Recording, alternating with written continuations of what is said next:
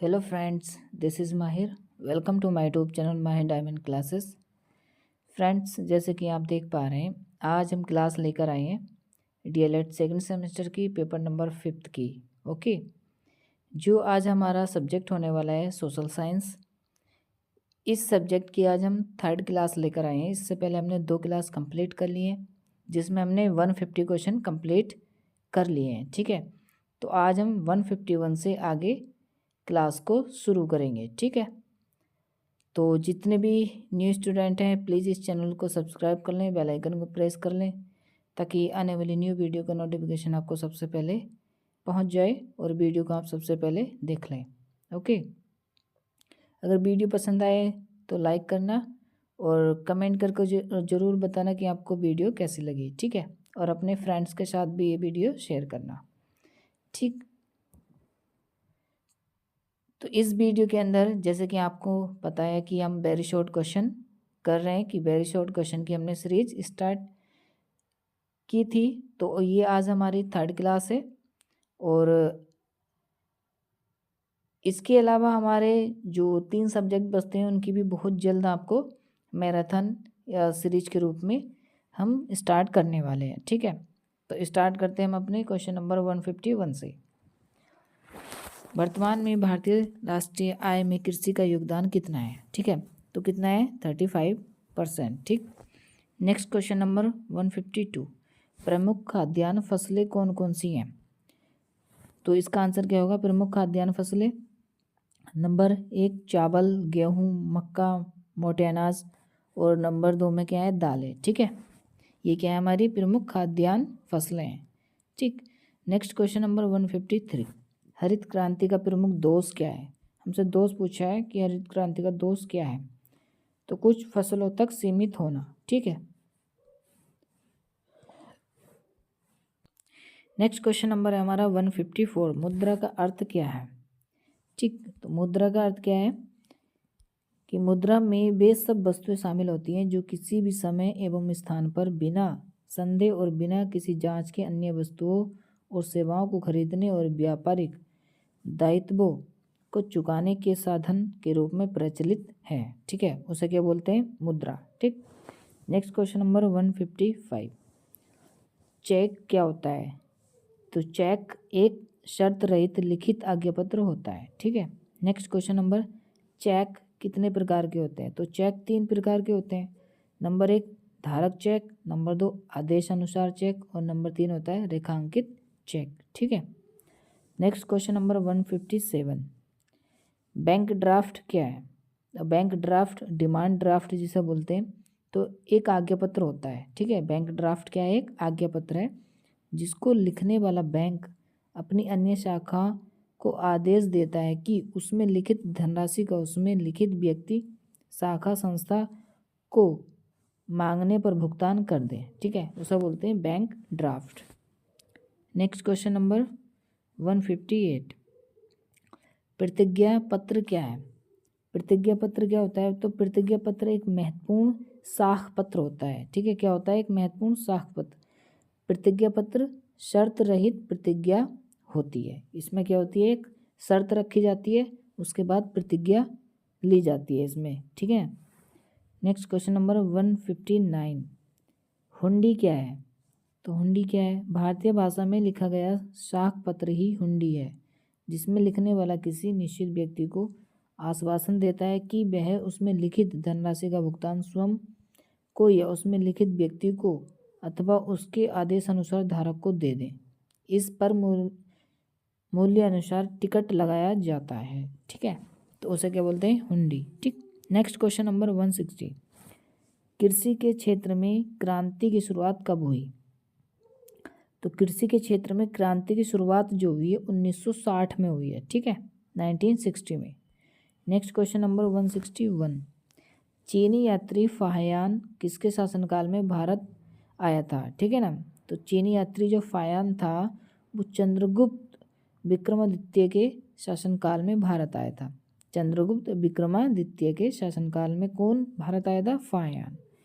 Next question number 162, चीनी यात्री फाहियान का वास्तविक नाम क्या था?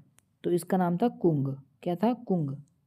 ठीक, नेक्स्ट क्वेश्चन नंबर 163, फाह्यान का क्या अर्थ है?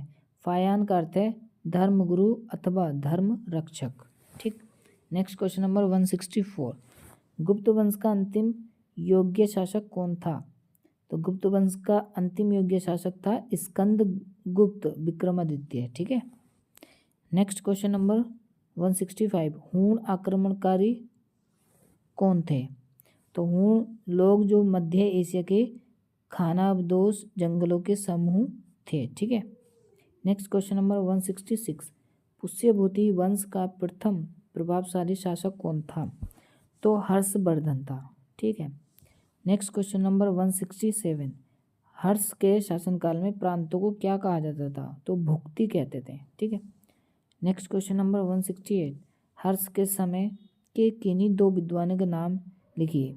तो बाणभट्ट और दिवाकर। ठीक है। ये दो कहते हैं विद्वान थे हर्ष के समय। ठीक। नेक्स्ट क्वेश्चन नंबर 169, प्राचीन ग्रंथ राजतरंगिणी में कितने राजपूत कुलों का उल्लेख है? तो इसमें जो राजतरंगिणी में 36 राजपूत कुलों का उल्लेख है, 36। नेक्स्ट 170 क्वेश्चन नंबर, चंदेलों की राजधानी का नाम क्या था? तो चंदेलों की राजधानी का नाम था खजुराहो। ठीक है। नेक्स्ट क्वेश्चन नंबर 171, हर्षवर्धन को किस चालुक्य नरेश ने पराजित किया था?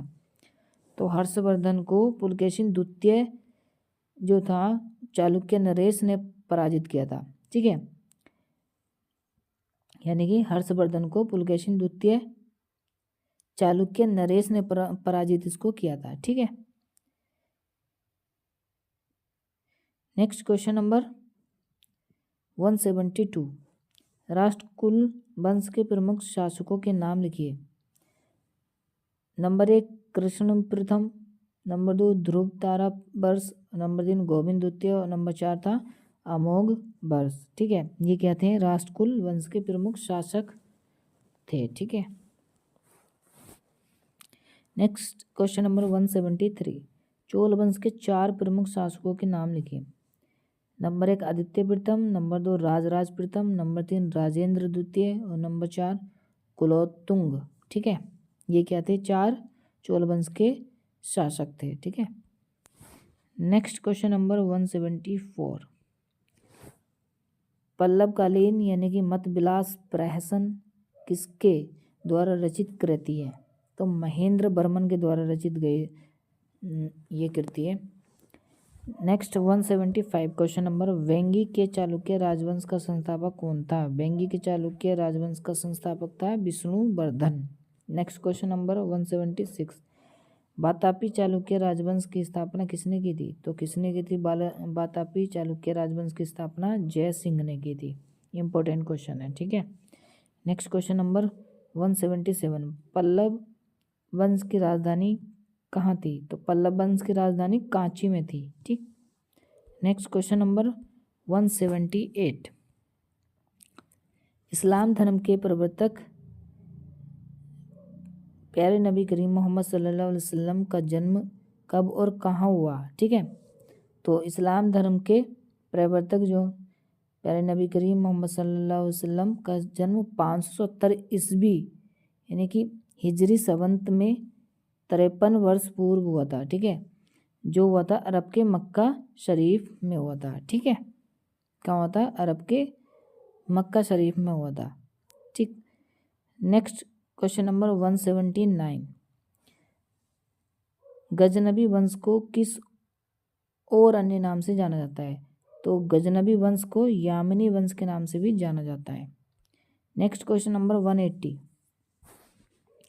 इस्लाम धर्म के अनुसार प्रत्येक मुसलमान को कितने कर्म सिद्धांत बताए गए? मीन्स इस्लाम धर्म के अकॉर्डिंग कि मुसलमानों के कितने पिलर्स हैं। ठीक है। ये बोल सकते हैं आप कि कितने पिलर्स होते हैं। तो 5 मेन पिलर्स होते हैं इस्लाम धर्म में। जो मुस्लिम कम्युनिटी के लोग होते हैं तो कौन कौन से होते हैं? 5 पिलर्स, कलमा, नमाज, रोज़ा, ज़कात और हज। ये ही 5 पिलर्स इम्पोर्टेंट हैं किनके लिए? मुसलमानों के लिए, ठीक है। नेक्स्ट क्वेश्चन नंबर 181, अवसादी चट्टानों के 2 उदाहरण बताइए। तो अवसादी चट्टान कौन कौन सी? बलुआ पत्थर और खड़िया। नेक्स्ट क्वेश्चन नंबर 182, पृथ्वी की आंतरिक संरचना की परतों के नाम लिखिए। तो पृथ्वी की आंतरिक संरचना भूपर्पटी, मेटल एवं कोर होती है। इंपॉर्टेंट क्वेश्चन है, वेरी वेरी इंपॉर्टेंट क्वेश्चन है, ठीक है। 180 भी वेरी इंपॉर्टेंट क्वेश्चन है, ठीक है। नेक्स्ट क्वेश्चन नंबर 183, रूप परिवर्तनकारी कारक किन्हें कहते हैं? तो भूपटल के भूदृश्य बनते एवं बिगड़ते रहते हैं। भूदृश्यों के विकास एवं विनाश में समेकित रूप से जिन कारकों का प्रत्यक्ष एवं परोक्ष रूप से योगदान होता है उन्हें धरातल पर रूप परिवर्तनकारी कारक कहते हैं। उन 2 भागों में विभक्त किया जाते हैं, यानी कि उनको 2 भागों में बांटा जाता है। कौन कौन से? एक तो अंतर्जात बल हो गया और एक बहिर्जात बल होता है, ठीक है। अंतर्जात बल और बहिर्जात बल। नेक्स्ट क्वेश्चन नंबर 184, मैग्मा क्या है? धरातल के अंदर अर्ध तरल पदार्थ पाया जाता है जिसे मैग्मा कहते हैं, ठीक है। नेक्स्ट क्वेश्चन नंबर 185, लावा किसे कहते हैं? तो धरातल के अंदर का अर्ध तरल पदार्थ जब धरातल पर निकलकर फैल जाता है तो इसे ही क्या बोलते हैं? लावा कहते हैं। नेक्स्ट क्वेश्चन नंबर 186, ज्वालामुखी क्या है? ज्वालामुखी एक ऐसा शंकुआकार पर्वत है जिसके द्वारा भूगर्भ से नाली या दरार द्वारा आकस्मिक रूप से कीचड़, धुआं, बाष्प, गैस, लावा तथा चट्टानी पदार्थों का प्रवाह धरातल पर पाया जाता है, ठीक है। इसे क्या कहते हैं? ज्वालामुखी कहते हैं, ठीक। नेक्स्ट क्वेश्चन नंबर 187, क्रेटर किसे कहते हैं? तो ज्वालामुखी में निर्मित शंकु के ऊपरी भाग को क्रेटर कहते हैं, ठीक है। Next question number 188, next question number है 188, एपोजी क्या है? एपोजी क्या होता है? तो एपोजी चंद्रमा की सापेक्षिक स्थिति पृथ्वी से सर्वाधिक दूरस्थ होती है, तो इस अवस्था को ही एपोजी कहते हैं। मतलब क्या है कि चंद्रमा की जो सापेक्षिक स्थिति है पृथ्वी से, वो उसकी जो हाई डिस्टेंस होती है, ठीक है ना, उसी को क्या बोलते हैं? एपोजी कहते हैं, ठीक। नेक्स्ट 189, किस ज्वालामुखी को भूमध्य सागर का प्रकाश स्तंभ कहते हैं? इंपॉर्टेंट क्वेश्चन है, किस ज्वालामुखी को भूमध्य सागर का प्रकाश स्तंभ कहते हैं? तो माउंट स्ट्रामबोली को क्या कहते हैं? प्रकाश स्तंभ कहते हैं भूमध्य सागर का। नेक्स्ट 190, वायुदाब का मापन किसमें किया जाता है? तो वायुदाब का मापन मिलीबार में किया जाता है। नेक्स्ट 191, पृथ्वी पर वायुदाब की कितनी पेटियां पाई जाती हैं? तो पृथ्वी पर वायुदाब की निम्न पेटियां पाई जाती हैं। कौन कौन सी? नंबर 1 विषुवतीय अथवा भूमध्य रेखीय निम्न वायुदाब, नंबर 2 उपोष्ण उच्च पेटी, नंबर 3 अध्रुवीय निम्न वायुदाब पेटी, और नंबर 4 होता है ध्रुवीय उच्च दाब पेटी, ठीक है। नेक्स्ट क्वेश्चन नंबर है 192, वायुमंडल की आर्द्रता किस यंत्र द्वारा मापी जाती है? तो वायुमंडल की आर्द्रता आर्द्रताप मापी द्वारा मापी जाती है, ठीक है। आर्द्रता मापी द्वारा मापी जाती है, ठीक है। नेक्स्ट क्वेश्चन नंबर 193, वायुदाब या वायु भार किसे कहते हैं? तो धरातल पर वायुमंडल की सभी परतों के पड़ने वाले भार को वायुदाब या वायुभार कहा जाता है। नेक्स्ट क्वेश्चन नंबर 194, पवन किसे कहते हैं? एक स्थान से दूसरे स्थान की ओर गतिशील वायु को ही क्या कहते हैं? पवन कहते हैं। नेक्स्ट 195, कोरियोलिस बल किसे कहते हैं? पृथ्वी की अपनी धुरी पर घूमने के कारण ही हवाओं की दिशा में विक्षेप यानी कि मुड़ना हो जाता है, यानी कि दिशाओं में विक्षेप हो जाता है। इस परिवर्तनकारी बल को विक्षेप बल अथवा कोरियोलिस बल कहते हैं, ठीक है। नेक्स्ट 196, पवनों के प्रकार बताइए। पवनों के प्रकार निम्नलिखित हैं। नंबर 1 स्थायी अथवा प्रचलित भूमंडलीय पवनें, नंबर 2 सामयिक या मौसमी अथवा अस्थायी पवनें, और नंबर 3 होता है स्थानीय पब ने। ठीक है, नेक्स्ट क्वेश्चन नंबर 197, प्रचंड पचासा तथा चीखता साठा किसे कहते हैं? तो इसका आंसर होगा पछुआ पवन के तीव्र गति से चलने और उससे उत्पन्न होने वाली ध्वनि के कारण 50 डिग्री दक्षिणी अक्षांश पर प्रचंड पचासा तथा 60 डिग्री दक्षिणी अक्षांश पर चीखता साठा कहा जाता है। ठीक है ना। नेक्स्ट क्वेश्चन है हमारा क्वेश्चन नंबर 198, ट्रेड विंड्स किसे कहते हैं? व्यापारिक सन्मांगी पवन को अंग्रेजी में ट्रेड विंड्स कहते हैं। ठीक है। 199, मानसूनी पवनें क्या हैं? वे पवनें जिनकी दिशा में मौसम के अनुसार पूर्ण परिवर्तन आ जाता है, तो वही क्या कहलाती है? मानसूनी पवनें कहलाती हैं। ठीक है। 200, क्वेश्चन नंबर 200 है हमारा, चंद्रगुप्त मौर्य का जन्म कब और कहाँ हुआ था? ठीक है, तो चंद्रगुप्त मौर्य का जन्म 345 ईसा पूर्व में मौर्य या मौर्य वंश के क्षत्रिय कुल में हुआ था। ठीक है। नेक्स्ट क्वेश्चन नंबर 201, सूफी संतों का जीवन कैसा था? तो सूफी संतों का जीवन जो था, तो सूफी संतों ने खानकाह बनवाए जहाँ वह स्वयं रहते थे, उपदेश देते थे और मानव सेवा भी करते थे। ठीक है, इम्पोर्टेंट क्वेश्चन है। नेक्स्ट क्वेश्चन नंबर 202, भक्ति आंदोलन क्या है? देखें 202, भक्ति आंदोलन क्या है कि भक्ति की धारणा का अर्थ ईश्वर के प्रति सच्ची निष्ठा है। भक्ति आंदोलन के उपासकों ने विधियों के रूप में कर्मकांडों तथा यज्ञों का परित्याग किया। ठीक है।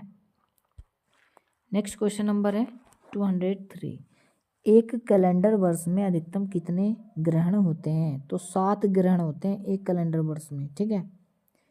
नेक्स्ट 204, स्थलमंडल क्या है? पृथ्वी का धरातलीय भाग स्थलमंडल कहलाता है, जो विभिन्न प्रकार के चट्टानों से मिलकर बना है। ठीक है। नेक्स्ट क्वेश्चन नंबर 205, पृथ्वी के विभिन्न परिमंडलों के नाम लिखिए। पृथ्वी के विभिन्न परिमंडल कौन कौन से हैं? एक तो है हमारा वायुमंडल, दूसरा जलमंडल और तीसरा स्थलमंडल, और इन तीनों को मिलकर जो बनता है वो होता है जैवमंडल, यानी कि स्थलमंडल, वायुमंडल, जलमंडल और जैवमंडल। जैवमंडल किसे कहते हैं? इन तीनों के ही मेल को क्या कहते हैं? जैवमंडल कहते हैं। ठीक है, इंपॉर्टेंट क्वेश्चन है, आप इसको जरूर से जरूर याद करें। नेक्स्ट क्वेश्चन नंबर 206, 7 महाद्वीपों के नाम बताइए। तो 7 महाद्वीप कौन कौन से हैं? एशिया महाद्वीप, यूरोप महाद्वीप, अफ्रीका महाद्वीप, उत्तरी अमेरिका महाद्वीप, दक्षिणी अमेरिका महाद्वीप, ऑस्ट्रेलिया महाद्वीप और अंटार्कटिका महाद्वीप। इंपॉर्टेंट क्वेश्चन है, वेरी वेरी इंपॉर्टेंट। ठीक है। नेक्स्ट क्वेश्चन नंबर है 207, नीला ग्रह किसे कहा जाता है? तो नीला ग्रह पृथ्वी को कहा जाता है। इंपॉर्टेंट क्वेश्चन है ये भी। नेक्स्ट क्वेश्चन है 208, भूपर्पटी किसे कहते हैं? पृथ्वी की सबसे ऊपरी परत को भूपर्पटी कहते हैं। नेक्स्ट 209, चंद्रगुप्त मौर्य के राज्य का सीमा विस्तार कहाँ से कहाँ तक था? चंद्रगुप्त मौर्य के राज्य का सीमा कहाँ से कहाँ तक था? तो चंद्रगुप्त मौर्य का राज्य पश्चिम में हिंदुकुश पर्वत से लेकर पूरब में बंगाल की खाड़ी तक एवं उत्तर में हिमालय से लेकर दक्षिण में मैसूर तक इनका क्या था? विस्तार था राज्य का। ठीक है ना। तो यहाँ से यहाँ तक इनका क्या था? विस्तृत विस्तार था, इनके राज्य की सीमा थी। ठीक है। नेक्स्ट क्वेश्चन नंबर 210, चंद्रगुप्त के विषय में जानने के मुख्य स्रोत क्या हैं? तो चंद्रगुप्त के विषय में जानने के मुख्य स्रोत क्या हैं? कौटिल्य का अर्थशास्त्र तथा मेगास्थनीज की इंडिका ग्रंथ। इंपॉर्टेंट क्वेश्चन है, इससे कम से कम आपके 2 क्वेश्चन आराम से बन जाएंगे। क्या कि कौटिल्य ने कौन सी पुस्तक लिखी? तो कौन सी लिखी? अर्थशास्त्र ने अर्थशास्त्र लिखी है। और आ जाएगा मेगास्थनीज ने कौन सी पुस्तक लिखी? तो इंडिका लिखी है। ठीक है। नेक्स्ट क्वेश्चन नंबर 211, चंद्रगुप्त ने पंजाब पर पूर्ण अधिकार किस वर्ष स्थापित किया था पंजाब पर? तो चंद्रगुप्त ने 1316 ईस्वी पूर्व में संपूर्ण पंजाब पर अपना आधिपत्य स्थापित कर लिया था। ठीक है। Next question number 212। Chandragupta Magadh के सिंहासन पर कब बैठा था? तो चंद्रगुप्त 300 ईसा पूर्व में मगध के सिंहासन पर बैठा था। ठीक है, 300 ईसा पूर्व में। ठीक, चंद्रगुप्त मगध के सिंहासन पर बैठा था। Next question number 213। सेल्यूकस ने भारत पर आक्रमण कब किया था? तो सेल्यूकस ने भारत पर आक्रमण कब किया था? 305 ईसा पूर्व में। ठीक है। नेक्स्ट क्वेश्चन नंबर है 214। मेगास्थनीज के अनुसार भारत का सबसे बड़ा नगर कौन सा है? मेगास्थनीज के अकॉर्डिंग भारत का सबसे बड़ा नगर, तो मेगास्थनीज के अनुसार भारत का सबसे बड़ा नगर पाटलिपुत्र था। ठीक है। Next question number 215। मौर्य शासन में सेना का संगठन करने वाले मंडल में सदस्यों की संख्या कितनी है? तो 30 सदस्य थी। ठीक है। Next question number 216। मौर्य शासन में नगर के न्यायाधीश एवं जनपदों के न्यायाधीश को क्या कहा जाता था? तो मौर्य शासन में नगर के न्यायाधीश को तो बोलते थे व्यावहारिक महामंत्र। ठीक है। और जनपदों के न्यायाधीश को बोलते थे राजुक। ठीक है, ये कहलाते थे क्या? न्यायाधीश। यानी कि नगरों के न्यायाधीश को बोलते थे व्यावहारिक महामात्र और जनपदों के न्यायाधीश बोलते थे राजुक। ठीक है। Next question number 217। भूमिकर एकत्र करने वाले अधिकारी को क्या कहा जाता था? तो अग्रम बोलते थे। ठीक है। Next question number 218। चंद्रमा की परिक्रमा कितने समय में पूर्ण होती है?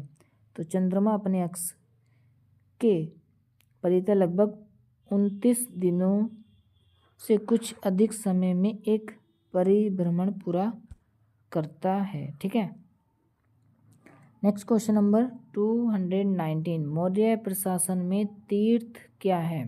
तो शासन की सुविधा हेतु केंद्रीय शासन कई विभागों में विभक्त था, जिन्हें तीर्थ कहते थे। Next question number 220। बिंदुसार को किस और उपनाम से जाना जाता है? तो इसका आंसर होगा अमित्र या शत्रुओं का संहारक। ठीक है। बिंदुसार को किस और उपनाम से जाना जाता? तो शत्रुओं का संहारक के नाम से या फिर अमित्र। ठीक, इसका उपनाम था किसका? बिंदुसार का। अमित्र या शत्रुओं का संहारक। ठीक है।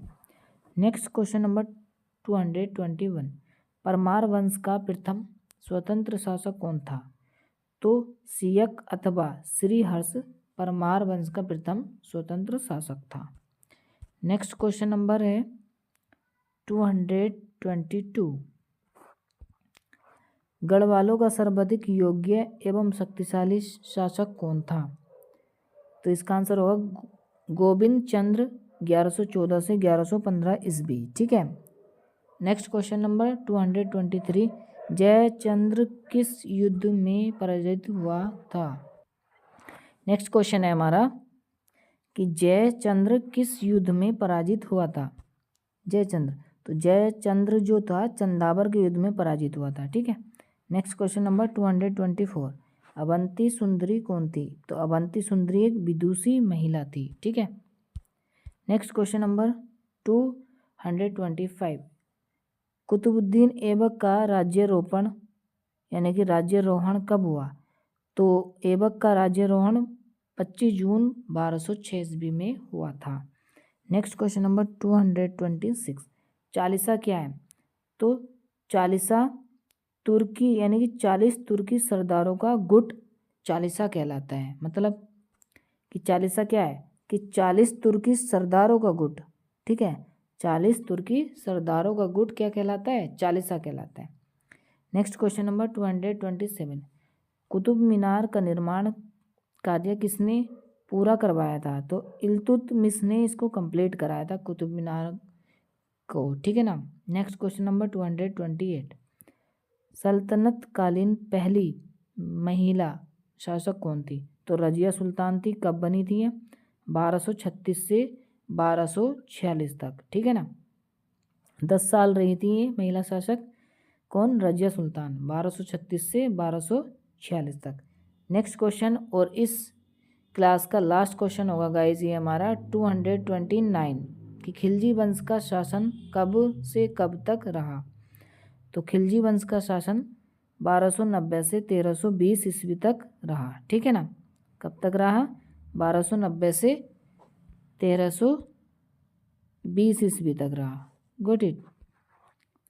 तो गाइज ये हमारे 229 क्वेश्चन कंप्लीट हुए, और यहाँ से आगे को जितने भी क्वेश्चन बचते हैं वो सारे के सारे हम एक अगले वाले पार्ट में सारे के सारे कंप्लीट कर लेंगे, ठीक है। तो ये आज हमारी 3 क्लास कंप्लीट हो चुकी हैं गाइस, और जो हमारी चौथी क्लास होगी नेक्स्ट क्लास में हम सारे कंप्लीट कर लेंगे, ठीक है। तो अगर क्लास अच्छी लगी तो प्लीज़ लाइक कीजिए, अपने फ्रेंड्स के साथ इसको शेयर भी कीजिए, और जितने भी न्यू स्टूडेंट हैं इस चैनल को ज़रूर से ज़रूर सब्सक्राइब कर लीजिए, क्योंकि इस चैनल पर हम DL.ED सेकेंड सेमेस्टर की और रीट लेवल 1 और लेवल 2 की बहुत अच्छे तरीके से प्रैक्टिस करा रहे हैं। तो प्लीज़ इस चैनल से आप जितने भी न्यू स्टूडेंट हैं इससे जुड़ें और लाभ उठाएं, ओके। और इसकी PDF पाने के लिए हमारे टेलीग्राम से जुड़ जाए, वहाँ इसकी PDF आपको मिल जाएगी, ठीक है। तो मिलते हैं गाइज इसकी नेक्स्ट क्लास में, तब तक के लिए अपना ख्याल रखिए, मस्त होके पढ़ते रहिए, ओके बाय।